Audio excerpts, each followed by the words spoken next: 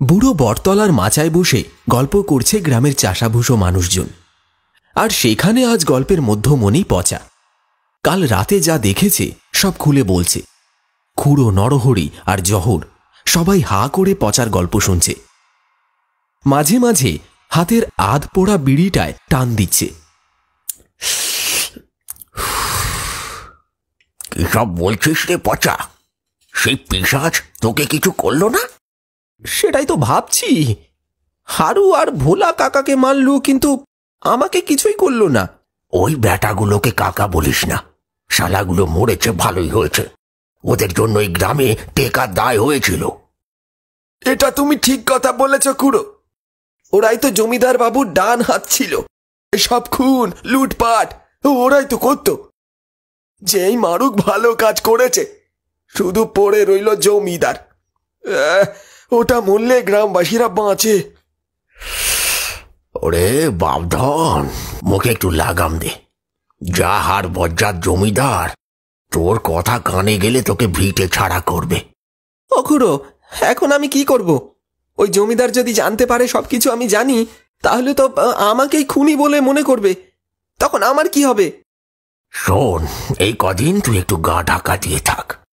কেউ কিছু জিজ্ঞেস করলে বলবি আমি কিছু জানি না। তবে আমিও বলছি খুড়ো, হারান কাকার মতো লোককে খুন করেছে ওই জমিদার। ওকে মরতেই হবে। সুযোগ পেলে আমি খুন করে মারব। আহা, এত মাথা গরম করিস না, শুধু দেখে যা কি কি হয়।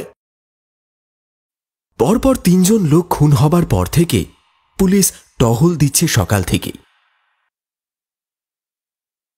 আকাশটা গড়গড় করে উঠল। পশ্চিম কোণ ঘেঁষে বিদ্যুৎ খেলে গেল।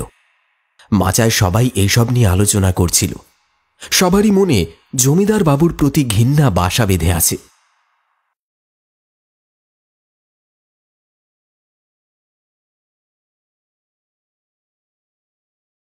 আমি ওইসব পুলিশ টুলিশ মানি না।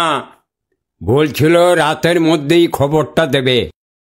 এখনো পর্যন্ত কোনো খবর নেই কেন? শুধু কারি কারি টাকা গিলবে।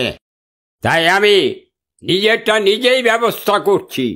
বৃষ্টিতে ভিজে ভিজে দরজার সামনে একজন এসে দাঁড়ালো, চোখে মুখে চাদর চাপা। বাবু, বাবু, ওই পচা মাঝি, ও সব ব্যাপারটা জানে। ও আমায় সব বলেছে। চলুন চলুন, আপনি ওর কাছে চলুন। ওরে, আর কিসের ভয়?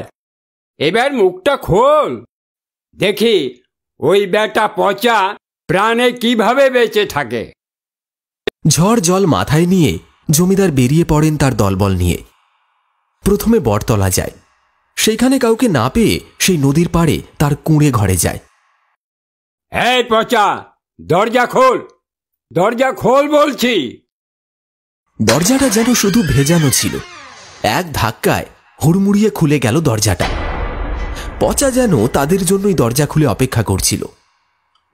জমিদার বললেন, এই যা তো, ওই বেটাকে বাইরে বার করে নিয়ে আয় তো। আগের দিন বেঁচে গিয়েছিল, আজকে কে বাঁচাবে? 2 জন ঘরের মধ্যে প্রবেশ করল।